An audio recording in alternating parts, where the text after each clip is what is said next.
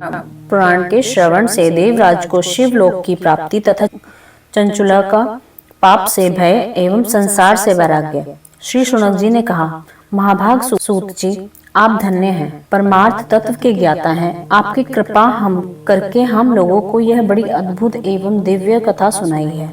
भूतल पर इस कथा के समान कल्याण का सर्वश्रेष्ठ साधन दूसरा कोई नहीं।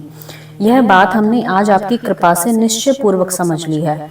सूत जी, कलयुग में इस कथा के द्वारा कौन कौन से पापी शुद्ध होते हैं, उन्हें कृपा पूर्वक बताइए और इस जगत को कृतार्थ कीजिए। जी बोले, जो मनुष्य पापी, दुराचारी, खल तथा काम क्रोध आदि में निरंतर डूबे रहने वाले हैं, वे भी इस पुराण के श्रवण पठन से अवश्य ही शुद्ध हो जाते हैं। इस विषय में जानकर मुनि इस प्राचीन इतिहास का उदाहरण दिया करते हैं, जिसके श्रवण मात्र से पापों का पूर्णतः नाश हो जाता है।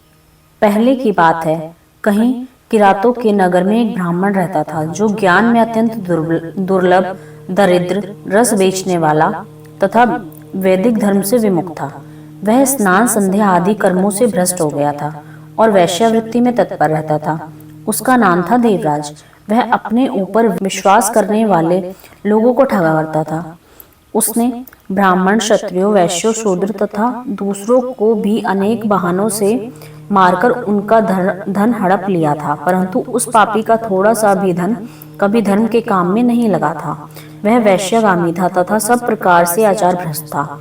एक दिन घूमता घामता वह दैव्यलोक से प्रतिष्ठानपुर में जा पहुंचा। वहां उसने एक शिवालय देखा, जहां बहुत से साधु महात्मा एकत्र हुए थे। देवराज उस शिवालय में ठहर गया, किंतु वहां से उस ब्राह्मण को ज्वर आ गया। उस ज्वर से उसको बड़ी पीड़ा होने लगी। वहां एक ब्राह्मण देवता शिव पुराण की कथा सुना रहे थे। ज्वर में पड़ा हुआ देवराज ब्राह्मण के मुखारविंद से निकली हुई उस शिव कथा को निरंतर सुनता रहा। 1 मास के बाद वह ज्वर से अत्यंत पीड़ित होकर चल बसा। यमराज दूत आए और उसे पाशों से बांधकर बलपूर्वक यमपुरी ले गए।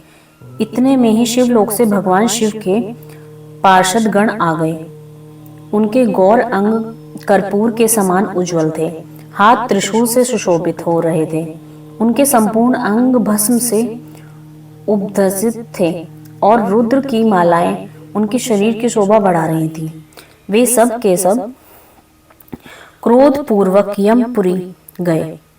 यमराज के दूतों को मार पीट कर बारंबार धमकाकर उन्होंने देवराज को उनके चुंगल से छुड़ा लिया और अत्यंत अद्भुत विमान पर बिठाकर जब वे शिवदूत कैलाश जाने को उद्गत हुए, उस समय यमपुरी में बड़ा भारी कोलाहल मच गया। उस कोलाहल को सुनकर धर्मराज अपने भवन से बाहर आए। साक्षात दूसरे रौद्र के समान प्रतीत होने वाले उन चारों दूतों को देखकर धर्माज्ञ धर्मराज ने उनका विधि पूर्वक पूजन किया और ज्ञान दृष्टि से देखकर सारा वृतांत जान लिया। उन्होंने भय के कारण भगवान शिव के उन महात्मा दूतों से कोई बात नहीं पूछी, उल्टे उन सबकी पूजा एवं प्रार्थना की। तत्पश्चात वे शिवदूत कैलाश को चले गए और वहां पहुंचकर उन्होंने उस ब्राह्मण को दया सागर सांप शिव के हाथों में दे दिया। सोनक जी ने कहा, महाभाग सूत जी, आप सर्वज्ञ हैं। महामते, आपकी कृपा प्रसाद से मैं बारंबार कृतार्थ हुआ। इस इतिहास को सुनकर मेरा मन अत्यंत आनंदमय और निमग्न हो रहा है। अतः उस भगवान शिव में प्रेम बढ़ाने वाले शिव संबंधी दूसरी कथाओं को भी कहिए। श्री सूत जी बोले, सोनक सुनो, मैं तुम्हारे सामने गोपनीय कथा वस्तु का भी वर्णन करूंगा, क्योंकि तुम शिव भक्तों में गण्य तथा वेदवात्माओं में श्रेष्ठ हो। समुद्र के निकटवर्ती प्रदेश में एक वासकाल नामक ग्राम है, जहाँ वैदिक धर्म से विमुख महापापी द्विज निवास करते हैं। वे सब के सब बड़े दुष्ट हैं। उनका मन दूषित विषय भोगों में ही लगा रहता है। वे न देवताओं पर विश्वास करते हैं, न भाग्य पर। वे सभी कुटिल वृत्ति वाले हैं। किसानी करते हैं, भांति भांति के घातक अस्त्र शस्त्र रखते हैं। वे व्यभिचारी और खल हैं। ज्ञान, वैराग्य और समृद्ध धर्म का सेवन ही मनुष्य के लिए परम पुरुषार्थ है। इस बात को वे बिल्कुल नहीं जानते। वे सभी पशु बुद्धि वाले हैं। जहाँ के द्विज ऐसे हो, वहाँ के अन्य वर्णों के विषय में क्या कहा जाए। अन्य वर्णों के लोग भी उन्हीं की भांति कुत्सित विचार रखने वाले, स्वधर्म विमुख एवं खल हैं। वे सदा कुकर्मों में लगे रहते हैं और नित्य विषय भोगों में ही डूबे रहते हैं। वहां की सब स्त्रियां भी कुटिल स्वभाव की हैं, स्वेच्छारणी, पापशक, कुत्सित विचार वाली और व्यभिचारिणी हैं। वे सद्व्यवहार तथा सदाचार से सर्वथा शून्य। इस प्रकार वहां दुष्टों का ही निवास है। उस वाशकाल नामक ग्राम में किसी समय एक बिंदुक नामधारी ब्राह्मण रहता था। वह बड़ा अधम था, दुरात्मा और महापापी था। यद्यपि उसकी स्त्री बड़ी सुंदर थी, तो भी वह कुमार्ग ही चलता था। उसकी पत्नी का नाम चंचुला था। वह सदा उत्तम धन के पालन में लगी रहती थी, तो भी उसे छोड़कर वह दुष्ट ब्राह्मण वैश्यागामी हो गया था। इस तरह कुकर्म में लगे हुए उस बिंदुक के बहुत वर्ष व्यतीत हो गए। उसकी स्त्री चंचुला काम से पीड़ित होने पर भी स्वधर्म नाश के भय से कलेश सहकर भी दीर्घ काल तक धर्म से भ्रष्ट नहीं हुई, परंतु दुराचारी पति के आचरण से प्रभावित हो आगे चलकर वह स्त्री भी दुराचारणी हो गई। इस तरह दुराचार में डूबे हुए उन मूढ़ चित्त वाले पति पत्नी का बहुत सा समय व्यर्थ बीत गया।